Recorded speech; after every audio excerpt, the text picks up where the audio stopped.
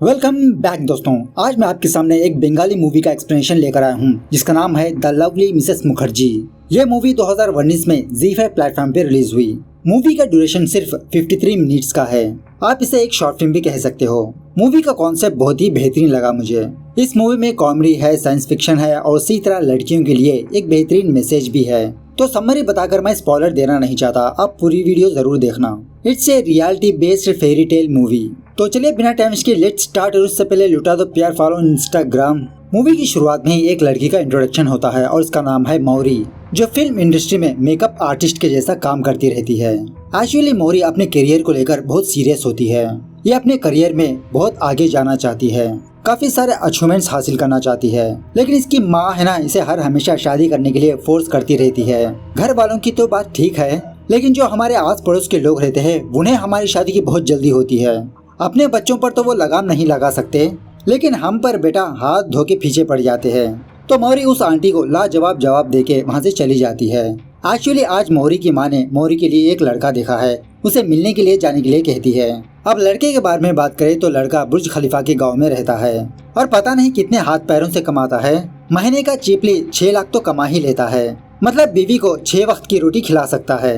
और उसी तरह कुछ सालों बाद लड़का मियाँ खलीफा के गांव शिफ्ट होने वाला है। तो मौरी अपनी माँ के प्रेशर में आकर लड़के को देखने के लिए राजी होती है और शायद इसके मन में शादी करने का इरादा भी है। शादी करने के बाद भी ये अपना पैशन को छोड़ना नहीं चाहती।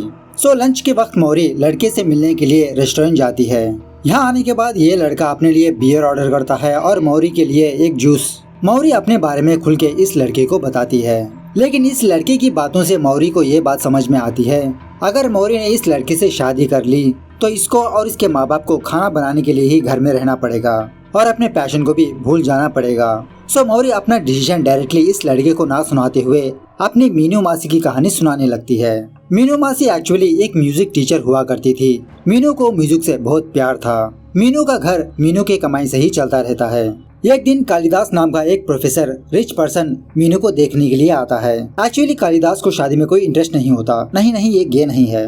कालिदास के माँ के मरने के बाद इसके काम वाले कालिदास को सही तरह से खाना पका के नहीं दे रहे हैं, मतलब उनके हाथ का खाना टेस्टी नहीं है, जिसकी वजह से हमेशा कालिदास को बदहजमी हो जाती है। सो कालिदास का एक साइंटिस्ट फ्रेंड कालिदास को शादी करने का आइडिया देता है।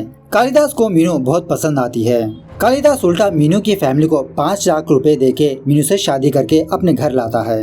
अब कालिदास के बारे में और बात करें, जैसा मैंने पहले कहा था कि कालिदास एक प्रोफेसर है और एक महाकाव्य लिख रहा है और इस महाकाव्य से कालिदास रविंद्रनाथ टैगोर की तरह नोबेल प्राइज जीतना चाहता है। मतलब professor Kalidas Nobel prize in literature का टैग लेना चाहता है। खैर मीनू सुहागरात के बारे में बहुत एक्सपेक्टेशन लेके रखा होता है और एक्चुअली आज का डिनर मीनू ने ही बनाया होता है। कालिदास मीनू के पास आकर उसके खाने की तारीफ भी करने लगता है और उसी तरह उसके खाने में कमियां भी निकालने लगता है। और उसके बाद कालिदास मीनू से ये कहने लगता है कि मीनू मुझे बचपन से ही खर्राटे मारने की प्रॉब्लम है। बचपन में मेरे नाक में कुछ प्रॉब्लम हो गया था, तभी से मैं खर्राटे मार रहा हूँ। अगर तुम्हें मेरे खर्राटों से कोई प्रॉब्लम हो तो बगल वाले कमरे में जाके सो सकती हो। इस तरह से कालिदास मीनू को एक जबरदस्त ऑफर देकर खर्राटे मारते हुए सो जाता है। बेचारी मीनू कुछ और साउंड्स इमेजिनेशन करके बेडरूम में आई थी, लेकिन इसको कुछ और साउंड सुनाई दे रहे हैं। बहुत देर के बाद मीनू बगल वाले कमरे में जाके सो जाती है। खैर जिस तरह से दिन गुजरते जाते हैं मीनू घर के लिए ही सीमित हो जाती है। वो दिन भर घर के काम कालिदास के काम करने में ही गुजारती रहती है। जब कभी भी मीनू कांड करने के लिए टिप टॉप से रेडी होकर कालिदास के सामने आती, कालिदास मीनू को आंख उठाकर भी नहीं देखता। खैर एक दिन सुबह सवेरे मीनू अपने मनपसंद का तानपुरा लेकर गाना गाने के लिए बैठती है। तभी कालिदास मीनू के पास आकर उसे डांटने लगता है कि मैं सुबह सवेरे इसलिए उठा ताकि मैं कुछ लिख सकूं। जब मैं घर पर नहीं हूँगा तब तुम अपना गाना गा लेना। उसके बाद से मीनू अपने तानपुरे को हाथ नहीं लगाई, अपने गाने को म्यूजिक को छोड़ दिया, सिर्फ अपने पति के कामयाबी के लिए। खैर कालिदास अब तक 200 पोएम्स लिख चुका होता है और इसे 700 पोएम्स और लिखना होता है, मतलब टोटली 900 पोएम्स लिखना चाहता है ये। और ये 900 पोएम्स तकरीबन लिखने में 2 साल लग जाएंगे।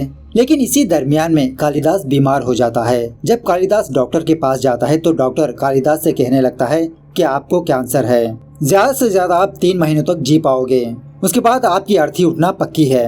लेकिन यहाँ पर कालिदास को अपनी मौत की फिक्र करने के बजाय वो अपने पोएम्स के बारे में फिक्र करने लगता है, अपने नोबेल प्राइज के बारे में फिक्र करने लगता है कि ये बिना नोबेल प्राइज को हासिल किए इस दुनिया से चला जा रहा है। खैर कालिदास का एक पागल साइंटिस्ट होता है जिसका नाम होता है श्रीबिंदु। कालिदास अपनी प्रॉब्लम श्रीबिंदु को बताता है। एक्चुअली श्रीबिंदु कुछ सालों से एआई पर एक्सपेरिमेंट कर रहा है, मतलब आर्टिफिशियल इंटेलिजेंस। सो श्रीबिंदु कालिदास को एक ऑफर देता है। अगर कालिदास इस दुनिया से चला भी जाए तो श्रीबिंदु कालिदास के दिमाग को एआई में कन्वर्ट करके रख सकता है। मतलब वो आर्टिफिशियल इंटेलिजेंस जिस तरह से कालिदास सोचता है उसी तरह से वो भी सोचेगा और कालिदास के महाकाव्य को कंटिन्यू करेगा। मतलब कालिदास का डिजिटल वर्जन समझिए आप। श्रीबिंदु ने ये एक्सपेरिमेंट ऑलरेडी एक बंदर पर किया। दूसरा एक्सपेरिमेंट कालिदास पर करना चाहता है। यह ऑफर सुनने के बाद कालिदास इस एक्सपेरिमेंट को ओके करता है, क्योंकि अगर ये महाकाव्य नोबेल प्राइज को जीत नहीं पाया तो कालिदास का एआई दूसरे महाकाव्य को लिखेगा, दूसरे लिटरेचर को लिखेगा, उसका ट्रांसलेशन कई भाषाओं में करेगा। अगर कालिदास ने नोबेल प्राइज जीत भी लिया तो उस नोबेल प्राइज को लेने के लिए मीनू को सिलेक्ट करता है और कालिदास मीनू को सिखाने लगता है कि किस तरह से स्टेज पर जाना है, किस तरह से स्पीच देना है और क्या स्पीच देना है। इस तरह से कालिदास मीनू को रेडी करने लगता है। दूसरे दिन कालिदास एक वीलनामा को लिखता है और इस वीलनामे में कुछ रूल्स होते हैं। कालिदास पहले से ही मीनू के नाम पे एफडी कर चुका होता है। हर महीना मीनू को 30,000 रुपए इंटरेस्ट मिलता रहेगा उसके खर्चे के लिए। अगर कालिदास की वाइफ किसी और से शादी कर लिया तो मीनू का ये खर्चा पानी बंद। और इसी तरह कालिदास बचे कुछ प्रॉपर्टी से एक ट्रस्ट बनवाता है और उस ट्रस्ट का जिम्मेदार कालिदास श्रीबिंदु और अबनी को रखता है। अबनी कालिदास के पास ही काम करता रहता है और उस ट्रस्ट का सारा पैसा इसके लिटरेचर में खर्च होगा। और इसी तरह कालिदास अबनी से ये भी कहने लगता है कि वो मीनू को इंग्लिश सिखाए, क्योंकि मीनू को स्पीच तो इंग्लिश में ही देना पड़ेगा। खैर इसके बाद कालिदास श्रीबिंदु के एक्सपेरिमेंट में ज्वाइन हो जाता है। श्रीबिंदु कालिदास का दिमाग 3 महीनों के अंदर एक एआई में कॉपी कर देता है और वन फाइन डे बेचारी कालिदास की मौत हो जाती है। और जब तक श्रीबिंदु अपने एक्सपेरिमेंट को भी सक्सेस कर देता है, श्रीबिंदु के सामने कालिदास का डिजिटल वर्जन होता है। खैर एक दिन मीनू अपने पति की तलाश में श्रीबिंदु के लैब आती है। वहाँ पर मीनू किसी मॉनिटर में कालिदास को देखती है, उससे बातें करने लगती है। कालिदास का डिजिटल वर्जन सेम कालिदास ही की तरह मीनू से बात करने लगता है और मीनू श्रीबिंदु से जिद करने लगती है कि ये अपने पति को अपने घर ले जाएगी, इससे सारा दिन बातें करेगी। तो श्रीबिंदु कालिदास का एक और वर्जन बनाकर मीनू को दे देता है। मीनू अपने पति को बेडरूम में रखती है, उससे हर रोज बातें करने लगती है और उसी तरह कालिदास का दूसरा वर्जन महाकाव्य लिखने में बिजी होता है। उसके बाद फिर आया वो दिन, इस कहानी का ट्विस्टिंग डे। एक दिन शाम मीनू गाना गाने के बजाय किसी टेप रिकॉर्डर में गाना सुनती रहती है और उसी तरह वो सज धज कर कालिदास के सामने ही बियर पीने लगती है।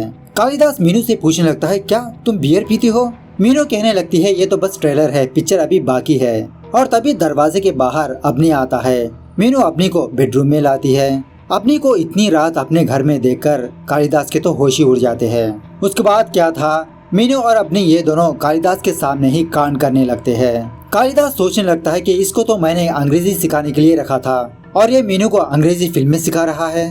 कांड करते वक्त अबनी कालिदास से कहने लगता है, सॉरी सर, माफ कर दीजिए, ये तो बस एक्सीडेंटली हो गया। मीनू सख्सी भरी आवाज में अबनी से कहने लगती है, वो क्या समझेंगे, वो कुछ भी नहीं समझेंगे। क्यों शोना, आप कुछ बुरा मानोगे क्या? इनको तो कान का के नहीं पता, सेक्स का यस नहीं पता, इनको तो बस नोबेल प्राइज से मतलब है ना शोना, मेरा प्यारा बाबू। उसके बाद क्या था, कालिदास को सच्ची में करंट के झटके लगते हैं और बेचारा कालिदास डिजिटली भी मर जाता है। इसका दिमाग फट के मॉनिटर ऑफ हो जाता है। खैर सीन फिर से प्रेजेंट डे पर शिफ्ट होता है। ये कहानी सुनने के बाद इस लड़के को भी बहुत बड़ा झटका लगता है। मौरी इस लड़के से कहने लगती है, क्या आप एक और बियर ऑर्डर करोगे? लड़का कहने लगता है, नहीं, मुझे एक ही कॉफी है। मौरी कहने लगती है, आपके लिए नहीं, मेरे लिए। इस तरह से वो लड़का मौरी के स्वभाव को और उसके डिसीजन को जान लेता है। बेचारा चुपचाप खाना खा के वहाँ से चला जाता है। अब मूवी के एंडिंग के बारे में बात करें तो एक्चुअली मौरी अपनी फिल्म की कहानी इस लड़के को सुना रही थी। और अब कैरेक्टर्स के बारे में बात करें तो वो कैरेक्टर्स और कोई नहीं, मौरी की फिल्म में जो काम कर रहे थे, डायरेक्टर, प्रोड्यूसर, इसका एक साथी, हीरोइन, इन सारे लोगों को इमेजिनेशन करते हुए मौरी ने इस कहानी को उस लड़के को सुनाई। मतलब जिस तरह से मीनू घर के लिए सीमित हो चुकी थी, वो लड़का मौरी को भी घर के लिए सीमित करना चाहता था। लेकिन मौरी एक इंडिपेंडेंट लड़की है, ये अपने पैशन से, अपने करियर से बहुत प्यार करती है, तो किसी और के लिए ये अपना करियर क्यों छोड़े, अपने टैलेंट को क्यों बर्बाद करे। आजकल सोसाइटी में भी कुछ पति ऐसे हैं जो अपने पतियों को घर के लिए ही सीमित करना चाहते हैं। पत्नी भी काम करना चाहती है ताकि वो अपने पति पर बोझ ना बन सके, मतलब ज्यादा बर्डन ना हो। हाँ, अगर वो लड़की जॉब नहीं करना चाहती तो इट्स हर चॉइस, खैर मूवी कैसे लगी कमेंट करके बताना जरूर। मिलते हैं अगली वीडियो में, तब तक take care, bye bye, see you soon.